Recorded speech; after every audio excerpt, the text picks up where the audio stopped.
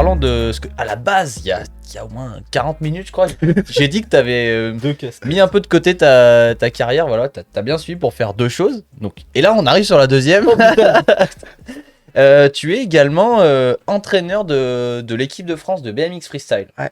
Comment on devient entraîneur de l'équipe de France? Bah, Est-ce qu'il y a même- des diplômes à passer? Est-ce que... Oui. Et je rajoute en question, comment est-ce que tu en es arrivé là? Voilà, tu peux répondre à la question de Romain et à la Alors, mienne en même temps. Forcément, il faut des diplômes, parce que voilà, il y a une part de responsabilité aussi. Comment c'est arrivé? Ben, déjà, moi, très tôt, bien qu'étant déjà pro en freestyle, ben, j'ai voulu me diplômer, donc j'ai commencé d'abord le classique, à passer des brevets fédéraux, ainsi de suite. J'ai commencé à Ça, pour ceux encadrer. qui ça intéresserait, comment tu fais pour passer ça? Ben, là, en fait, tu te renseignes via la fédération et tu regardes en fait les sessions pour différents brevets fédéraux. En fait, tout dépend le niveau dans lequel tu vas encadrer. Et donc, moi, très jeune, je pense que j'ai commencé. Donc, t'as pas besoin d'être dans un club, tu peux y aller en Moi, tant j'étais que dans un club de race. Ouais. Mais tu peux. Le mieux, c'est d'avoir une structure dans laquelle après tu peux commencer. Mais il y a certains qui vont passer un diplôme, même directement un diplôme d'État, et qui vont créer une structure. C'est leur projet. Ils vont en candidat libre, en fait. Même pas, en fait. Tu es pratiquant, tu as un test d'entrée si on parle d'un diplôme d'État. Donc, tu as des. Oui, mais quand je dis candidat libre, c'est genre comme au bac, t'as pas forcément besoin d'être dans un club ou Non. une école. Tu peux avoir un projet de monter une structure justement pour dynamiser ta région. Tu vas aller passer ton diplôme d'État pour être justement légalement capable Oui. d'encadrer. Et J'ai donc mon ensuite tu BF1. crées ta structure et ça fera justement ton projet PEDA et ainsi de suite quoi. Et enfin ton projet pro parce que et donc du coup moi j'ai commencé par les brevets fédéraux, j'étais entraîneur dans un club de race et ensuite très rapidement on a été une des premières structures en France à proposer une structure freestyle. Et donc je donnais des cours de parc et de C'était dirt. quel club? C'était le club de Traits en Provence, donc à côté du fameux Chambos de Peigné, parce que moi à la base, je suis un des créateurs du trail de Peigné. Ok. Donc on a commencé à creuser en 1992.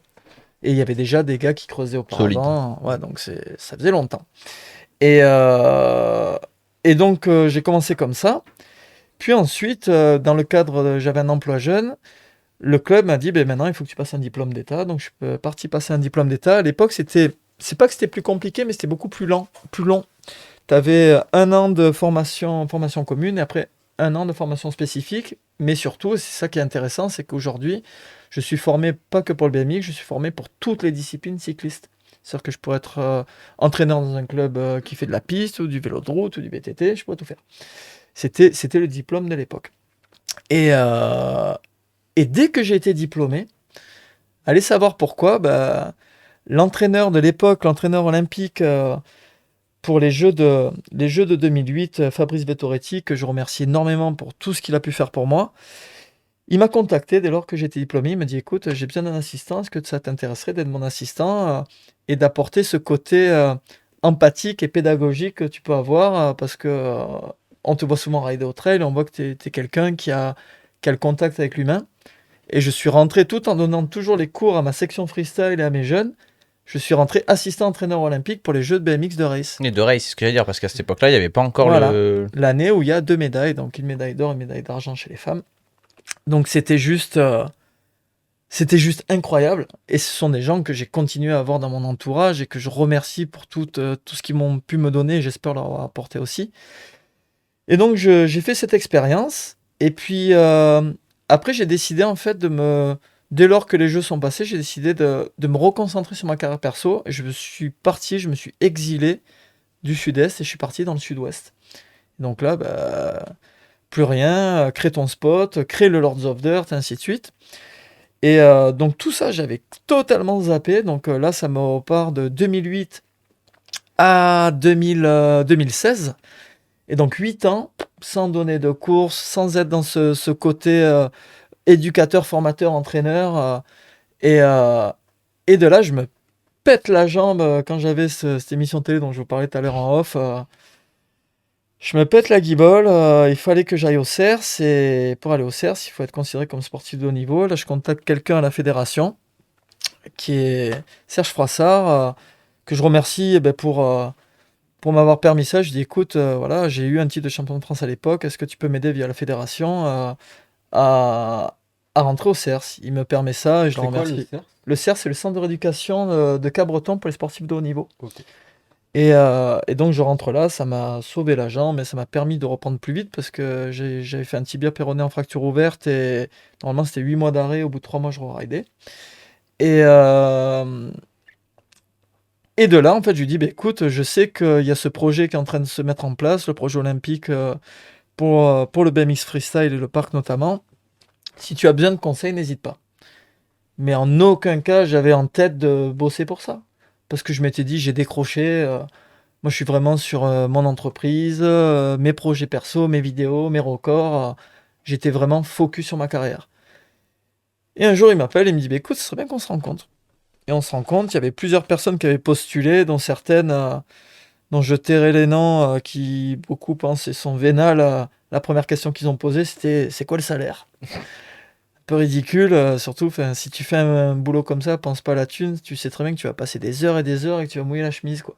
Et, euh, et de là, il m'a dit bah, écoute, il faudrait qu'on se voit. Et il me dit bah, est-ce que ça t'intéresserait d'être l'entraîneur? Donc au début, j'ai commencé de manière ponctuelle et c'était des missions en fait qui m'étaient confiées. Et ça a accéléré, puis l'équipe s'est consolidée, s'est étoffée. Et de là, on a créé une vraie équipe de France. Et on est parti sur un projet de pôle olympique.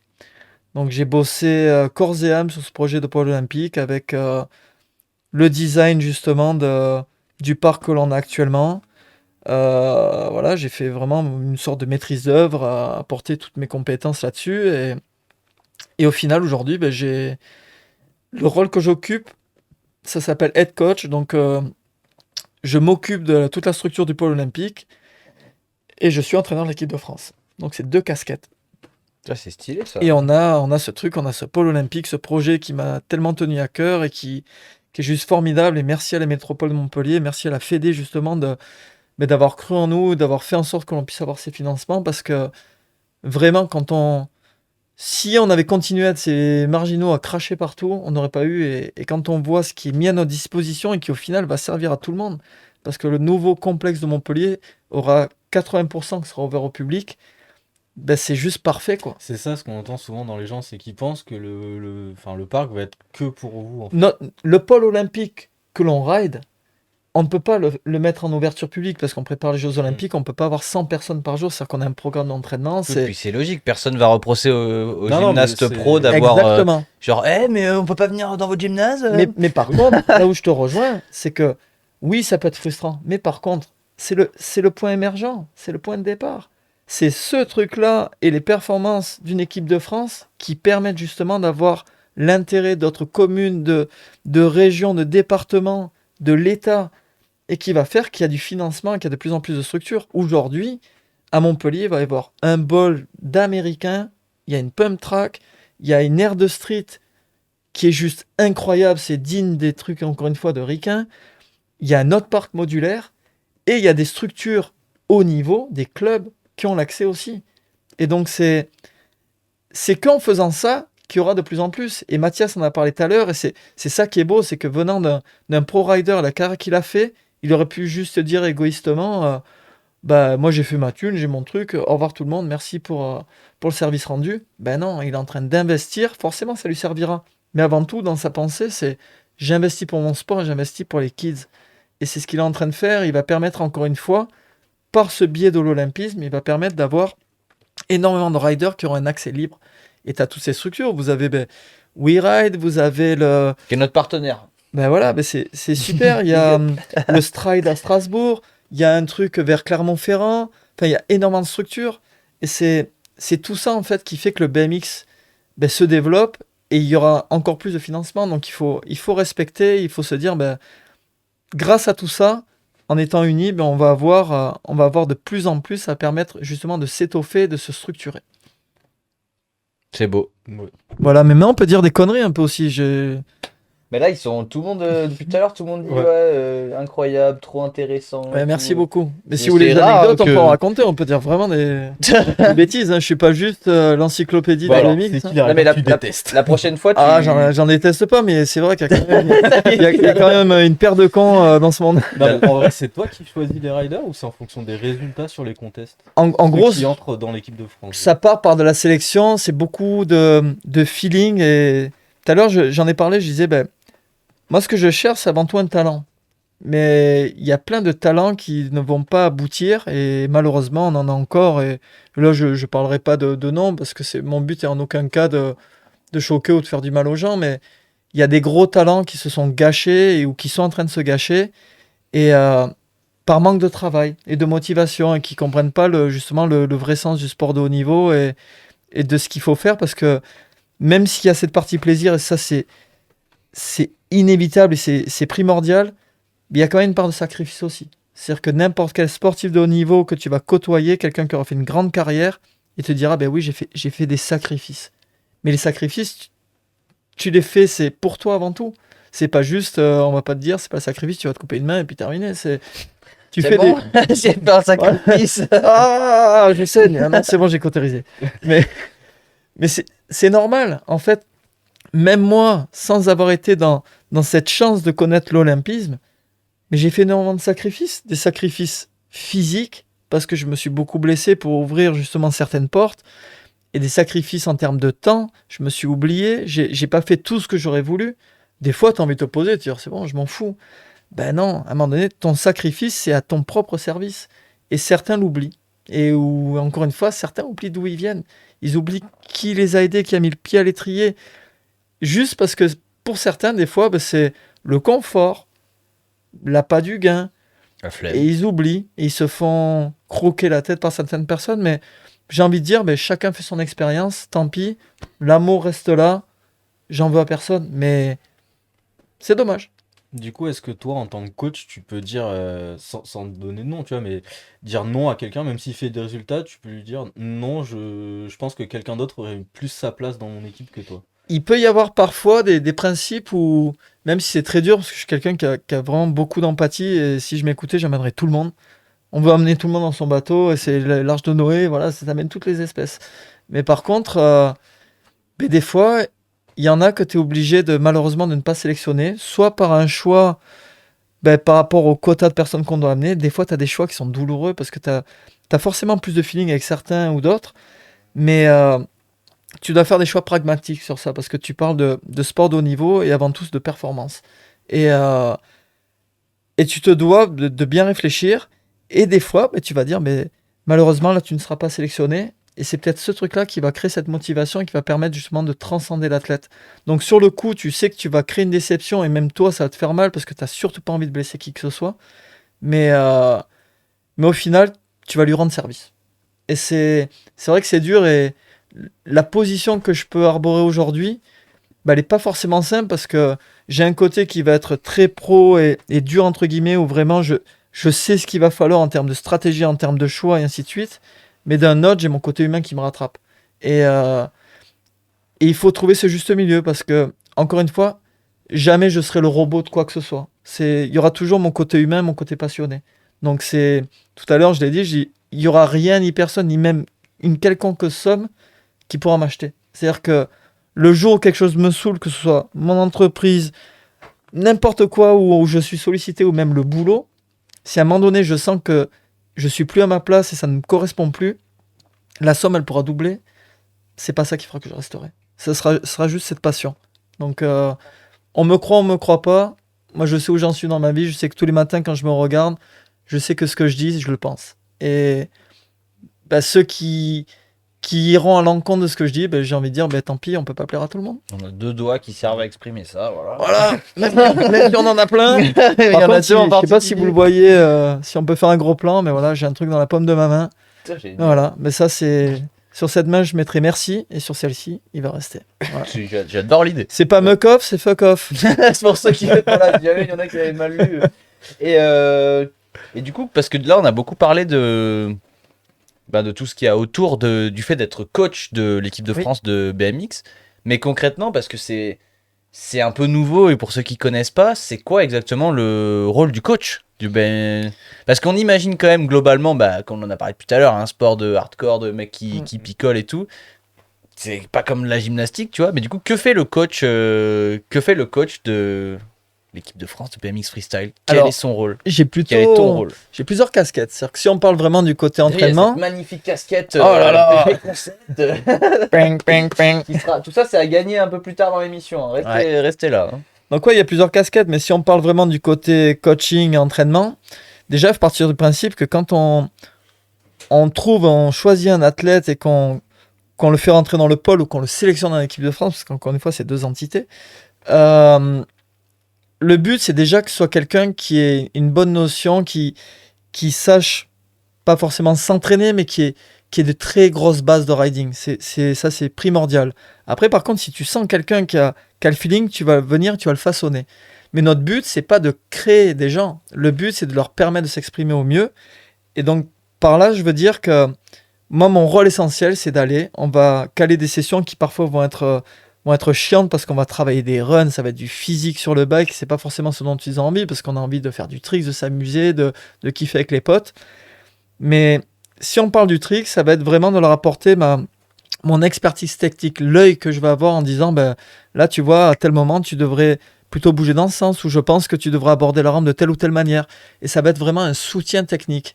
Et après, par contre, il y a un gros point important. Et d'ailleurs, je voudrais souligner le fait que je remercie énormément le staff que je peux avoir aujourd'hui, que ce soit prep physique avec Edouard, prep mental avec Pierre-Lina, kiné avec Lydia, et le nouvel arrivant, et qui n'est pas des moindres, c'est l'assistant que je peux avoir qui va vraiment bosser sur la partie études vidéo.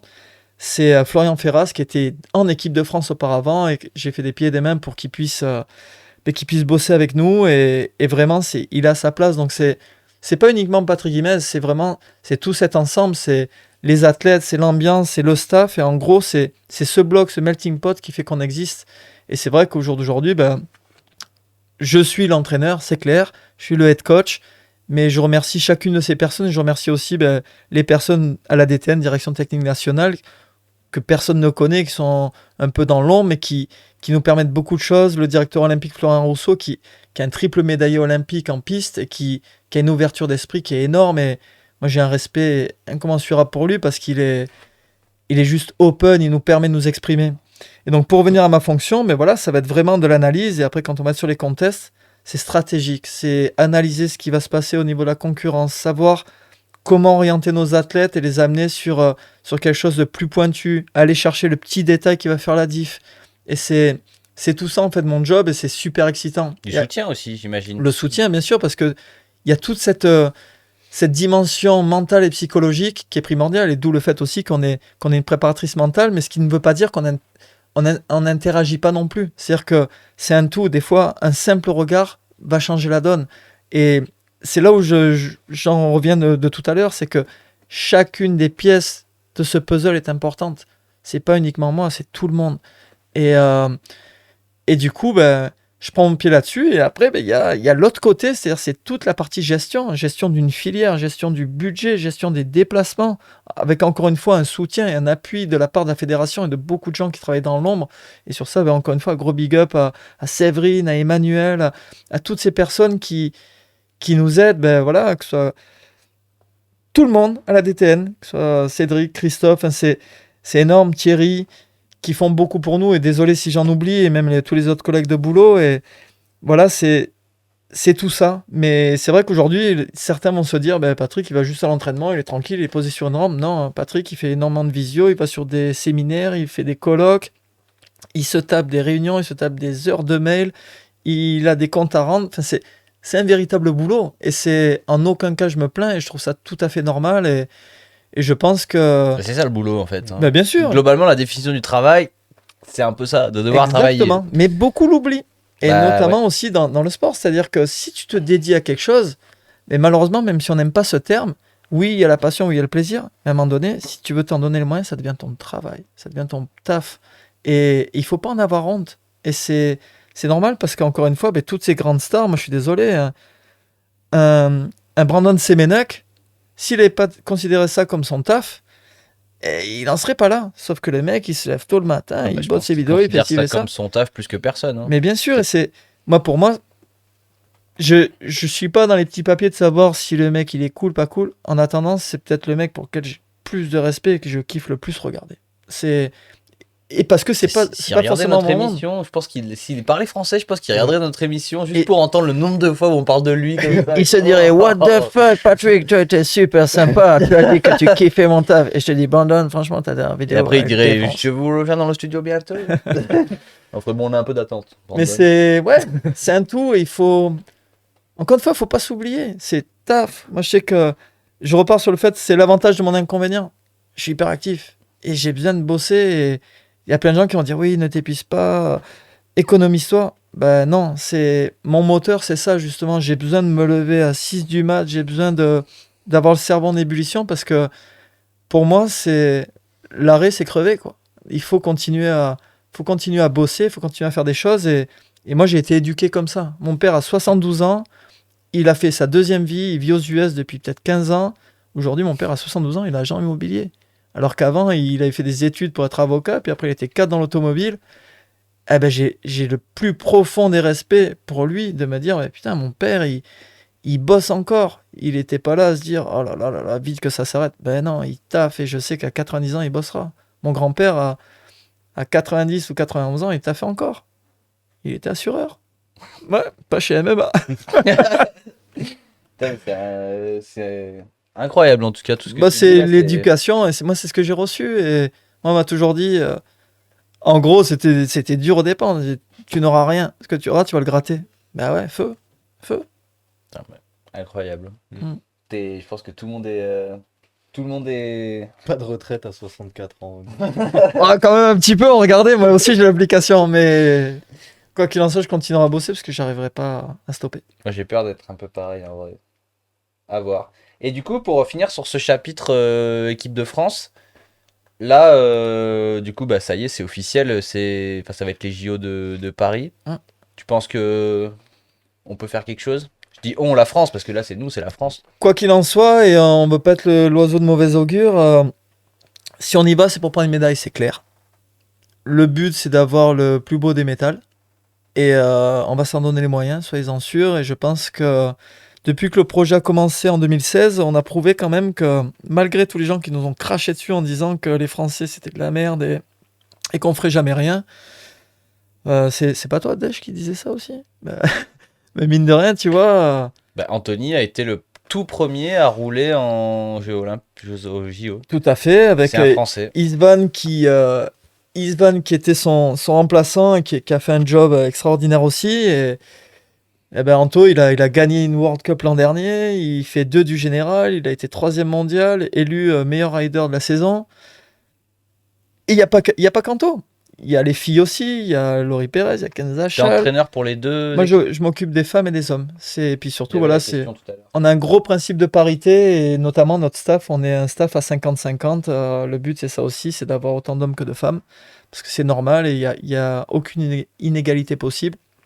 Et chez les hommes, voilà, il y a pas qu'Anthony Jean-Jean non plus, parce que c'est vrai que moi, c'est quelque chose qui pas m'agacer, parce qu'il mérite tout de ce qu'il a. Par contre, il y a des fois des médias qui ont tendance à bassiner un peu trop par rapport à ça. Moi, je le citais parce que c'était pour dire, quand tu dis ouais, les Français vont rien faire, c'était pour dire que c'est lui le gars, le premier BMXer qui a roulé au JO techniquement. Complètement. Donc là, c'est lui que je cite, mais évidemment. Mais il y a énormément de talent et tu vois, ne serait-ce que ceux qui sont dans le pôle et même d'autres athlètes qui ne sont pas dans le pôle, qui ne seront peut-être jamais ou qui vont le devenir, il y a énormément de très bons athlètes et nous, ceux qu'on a dans le pôle ou en équipe de France, franchement, on a une belle équipe et il y a moyen de faire de grandes choses et j'attends qu'une chose, c'est, je leur dis souvent, il y a le talent, il y a le travail, mais il y a aussi la part de chance. C'est l'événement, c'est le D-Day. Ouais, évidemment. Anto, il n'a pas eu de chance pendant X années, et puis d'un coup, ça a déclenché sur un changement de stratégie, ainsi de suite. En ce moment, c'est Isvan Caillé qui a prouvé qu'il fait 5 à la dernière World Cup. On a Max Bringer, on a Lucas Bertrand, on a Kevin Fabrec, c'est des mecs qui emplâtrent violent et qui... J'attends qu'une chose, c'est ça. En fait, c'est le fait de continuer à rider et d'avoir fait la carrière que j'ai eue. Quand il ride, que l'on me croit ou non, eh ben, quand je vois les moves et connaissant exactement ce qu'ils vont faire sur le run, eh ben, je le vis. Je le vis comme si j'étais sur le bike et c'est quelque chose qui est inexplicable. Vraiment. Ah, bah, en tout cas, force. Puis avant ça, il y a le Fizz aussi. Ouais. Donc, nous, on a les. Je crois que. Alors, je sais même pas si on l'a annoncé officiellement. Parce qu'on a les lives du vendredi soir où avec Romain, on lit absolument Oui. tout ce qu'on a parce qu'il n'y a Sur pas. un mercredi, non, on l'a Parce peut-être qu'il n'y a pas pas dit. les rediffs, mais je crois qu'on l'a pas dit et on l'annoncera plus officiellement, mais ça nous a été confirmé. Du coup, on est officiellement. Et c'est incroyable, on a été invité par le Fizz pour être média. Donc, on est un média du Fizz. Et du coup, on aura tous les accès pour aller partout. Pour vous Donc faire on des- viendra te faire chier, toi et Mathias. Mais grave. Donc on viendra. Maintenant qu'on te connaît, on pourra être à côté. Oh putain, mais parce qu'on fait du coup, on a un format qui s'appelle After Eight Inside, où du coup, son nom l'indique, on est en immersion, tu vois, pas en Cool. live, mais en vidéo. Il y a moyen que si t'es chaud, on viendra se. Avec grand plaisir. Oh putain, mais On ira même boire un coup quand même. Ah bah oui. Bah non mais on est là les 5 jours. À ce qui paraît, Mathias amène des barres énergétiques en plus. Mais il a voilà. des bonnes adresses pour des bars et Chocolat pour moi. Putain, ça va être incroyable. En tout cas, putain, mais c'est passionnant tout ce que tu nous as Est-ce que je raconté. peux juste poser une dernière question sur, vu que ça va se passer comme en France les JO, est-ce que tu sens genre une excitation ou peut-être une pression en plus par rapport Pour nous Ouais.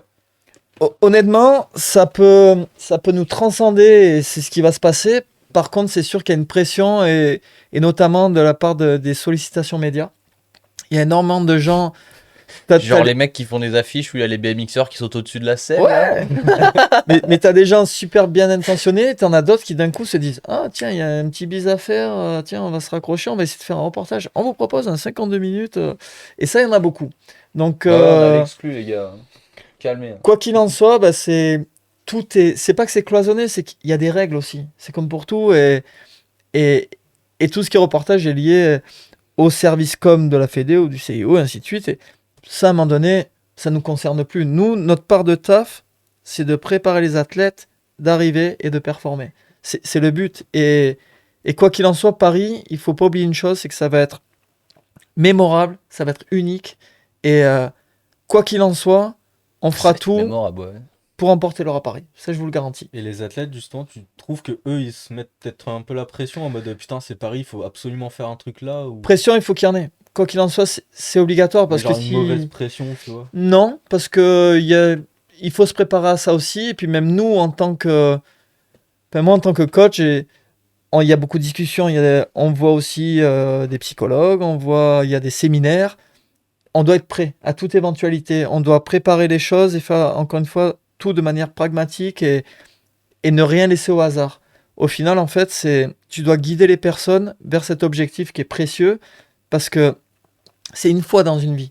Les Jeux de Paris, ça sera une fois dans une vie.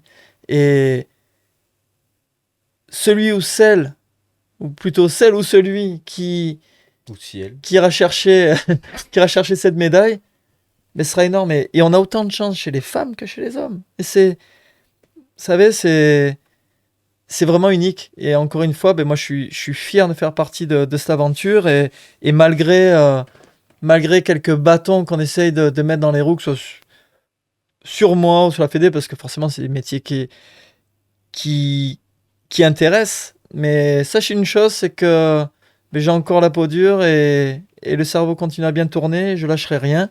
Et encore une fois, la passion l'emportera. Donc, plus les gens vont essayer de pousser, plus ils vont me motiver. Donc allez-y parce que ça fait pas des pics, ça fait des J'ai un peu ce gratouilles qui truc-là, chatouillent. moi aussi. Ouais. À chaque fois que quelqu'un n'a pas cru en moi, ça me donne de la force comme Ah bah, jamais. tu transcendes les gens. Ah ouais. Et c'est là où les gens comprennent pas, c'est qu'il y a des personnes qui, elles, vont s'effondrer et dire ah non, c'est bon, j'en peux plus. Il y en a d'autres, en fait, qui ça leur donne du Là, c'est regain mon d'énergie. carburant, moi. Ah ben complètement. Hein, C'est mon tu monster crois pas à en moi. nous, là. Non, mais en tout cas, merci pour nous avoir expliqué tout ça. Tu vois, là, c'est 22h30, mais c'était incroyable et tout le monde dit que c'est passionnant.